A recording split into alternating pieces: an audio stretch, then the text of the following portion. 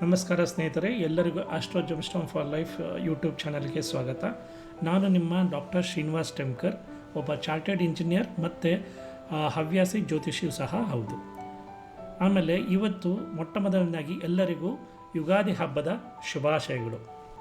ಸ್ನೇಹಿತರೆ, ಈ ವಿಡಿಯೋ ನಿಮಗೆ ಇಷ್ಟವಾದಲ್ಲಿ ನಮ್ಮ ಯೂಟ್ಯೂಬ್ ಚಾನಲನ್ನು ಸಬ್ಸ್ಕ್ರೈಬ್ ಮಾಡಿ ಮತ್ತು ಬೆಲ್ ಐಕನನ್ನು ಒತ್ತಲು ಮರೆಯಬೇಡಿ. ಧನ್ಯವಾದ.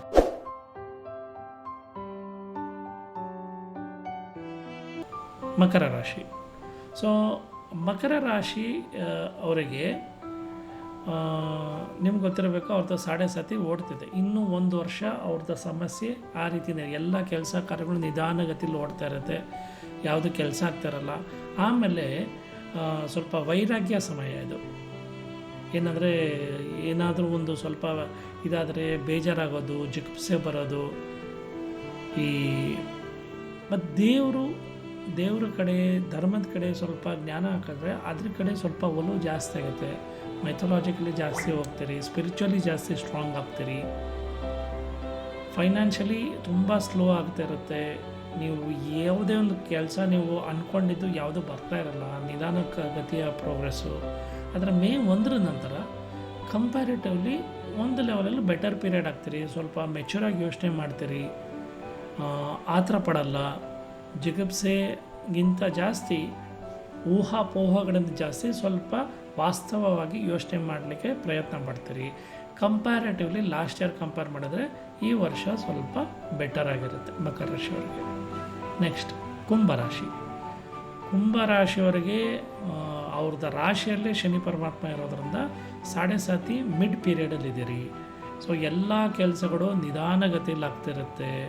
ನಿಮ್ಗೆ ಇರಿಟೇಟ್ ಆಗ್ತಿರುತ್ತೆ, ಏನಪ್ಪ ಏನು ಕೆಲಸ ಆಗ್ತಿಲ್ಲ, ದೇವ್ರು ಯಾಕೆ ನಮ್ಗೆ ಹಿಂಗೆ ದೂರ ಮಾಡ್ತಿದ್ದಾರೆ ಅಂತೆಲ್ಲ ಫೀಲಿಂಗ್ಸ್ ಬರ್ತಾ ಇರುತ್ತೆ. ಆಯಿತಾ? ಆಮೇಲೆ ಇನ್ನೂ ಏನಂದರೆ ರಿಕ್ವೈರ್ಮೆಂಟ್ ಇರುತ್ತೆ. ನೀವು ಇದೇ ದಿವಸ ನೀವು ಮಾಡಬೇಕಂತ ಇರುತ್ತೆ, ಆ ದಿವಸ ಮಾಡಲಿಕ್ಕಾಗಲ್ಲ.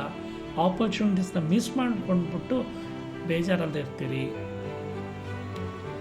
ಬಟ್ ಮೇ 1 ನಂತರ ಆ್ಯಕ್ಚುಲಿ ಏಪ್ರಿಲ್ ತನಕ ಹೋದ ವರ್ಷ ಎಲ್ಲ ನೀವು ಕಾಂಪಿಟೇಟಿವ್ ಆಗಿ ಇರಲಿಲ್ಲ. ಸ್ಪರ್ಧಾತ್ಮಕ ಪರೀಕ್ಷೆಗಳಲ್ಲಾಗಲಿ ಇಲ್ಲ ಯಾವುದೇ ನಿಮ್ಮ ಆಫೀಸ್ ಕೆಲಸಗಳಲ್ಲಿ ಕಾಂಪಿಟೇಟಿವ್ ಆಗಿ ಇರಲಿಕ್ಕೆ ತುಂಬ ಕಷ್ಟ ಆಗ್ತಿತ್ತು. ಆದರೆ ಮೇ 1 ನಂತರ ಅಷ್ಟಾಗಿ ಇರಲ್ಲ. ಮೆಟೀರಿಯಲಿಸ್ಟಿಕ್ ಕಂಫರ್ಟ್ಸ್ ಚೆನ್ನಾಗಾಗುತ್ತೆ, ಫ್ಯಾಮಿಲಿ ಹ್ಯಾಪಿನೆಸ್. ವಿದ್ಯಾರ್ಥಿಗಳಾದರೆ ಓದೋದ್ರ ಕಡೆ ಸ್ವಲ್ಪ ಗಮನ ಬರುತ್ತೆ. ಆಮೇಲೆ ಕಾಂಪಿಟೇಟಿವ್ ಆಗಿರಲಿಕ್ಕೂ ಹೆಲ್ಪ್ ಆಗುತ್ತೆ. ಕಂಪ್ಯಾರಿಟಿವ್ಲಿ ಲಾಸ್ಟ್ ಇಯರ್ ಕಂಪೇರ್ ಮಾಡಿದ್ರೆ ಈ ವರ್ಷ ಕುಂಭರಾಶಿಯವರಿಗೆ ಒಂದು ಲೆವೆಲಲ್ಲಿ ಬೆಟರ್ ಅಂತ ಹೇಳ್ಬೋದು, ಒಂದು ಲೆವೆಲ್ ಅಷ್ಟೆ. ನೆಕ್ಸ್ಟ್ ಮೀನರಾಶಿ. ಮೀನರಾಶಿಯವರಿಗೆ ರಾಹು ರಾಶಿಯಲ್ಲೇ ಇರೋದ್ರಿಂದ ಮತ್ತು ಈ ವರ್ಷ ಹೆಂಗಂದರೆ ನಿಮಗೆ ನಿಮ್ಮ ಅಹಂ ಇದ್ದರೆ ನಿಮಗೆ ಅಹಂ ಒಡೆಯುವಂಥ ಸಮಯ ಇದು. ಸೊಸೈಟಿ ಮುಂದೆ ಸ್ವಲ್ಪ ಮಾನ ಹೋಗೋ ಅಂಥ ಪರಿಸ್ಥಿತಿಗಳು ಬರುತ್ತೆ, ಬೇಜಾರಾಗುತ್ತೆ ನಿಮಗೆ. ಆಮೇಲೆ ನೀವು ಯಾರ್ದಾದ್ರು ಇಷ್ಟಪಡ್ತಿದ್ರೆ ಅವ್ರು ಇಷ್ಟಪಟ್ಟವ್ರು ನಿಮ್ಮನ್ನು ಕಡೆಗಾಣಿಸ್ಬೋದು, ಇಲ್ಲ ಲವ್ ಬ್ರೇಕಪ್ ಆಗ್ಬೋದು. ಇದರಿಂದ ಯೋಚನೆಯಲ್ಲಿರ್ತೀರಿ. ಆಮೇಲೆ ತಾಯಿ ಆರೋಗ್ಯದಲ್ಲಿ ಏರ್ಪೇರು ಆಗುವಂಥ ಸಂಭವ ಇದೆ. ಅಷ್ಟಾಗಿ ಈ ವರ್ಷ ಮೀನರಾಶಿಯವ್ರಿಗೆ ಅಷ್ಟಾಗೇನು ಚೆನ್ನಾಗಿಲ್ಲ. ಆಮೇಲೆ ಮೇ 1 ನಂತರ ಅದು ಸ್ವಲ್ಪ ಸ್ವಲ್ಪ ಕಷ್ಟದಾಯಕವಾದ ಸಮಯ. ಯಾಕಂದರೆ ಗುರು ಬಂದು ನಿಮ್ಮ 3ನೇ ಸ್ಥಾನದಲ್ಲಿ ಹೋಗ್ತಾನೆ. ನಾನ್ ಕಾಂಪಿಟೇಟಿವ್ ಆಗಿರ್ತೀರಿ, ಕಷ್ಟ ಆಗ್ತಿರುತ್ತೆ. ಆಮೇಲೆ ಶನಿ ಬಂದು 12ನೇ ಮನೆಯಲ್ಲಿರೋದ್ರಿಂದ ಅನ್ವಾಂಟೆಡ್ ಖರ್ಚುಗಳು ಬರ್ತಾ ಇರುತ್ತೆ, ನಿಮ್ಗೆ ಗೊತ್ತೇ ಆಗಲ್ಲ ಎಲ್ಲಿ ಹೋಗ್ತಿದೆ ಅಂತ. ಆಮೇಲೆ ದುಡ್ಡು ಸಂಪಾದನೆ ಮಾಡೋದು ಕಡಿಮೆ ಆಗ್ತಾ ಇರುತ್ತೆ, ಖರ್ಚುಗಳು ಜಾಸ್ತಿ ಆಗುತ್ತೆ. ಇದ್ರ ಜೊತೆ ಇಷ್ಟೊಂದೆಲ್ಲ ಆಗಲೇ ಹೇಳಿರೋ ಸಮಸ್ಯೆಗಳು ಬೇರೆ. ಇಷ್ಟು ಮೀನರಾಶಿಯವರು.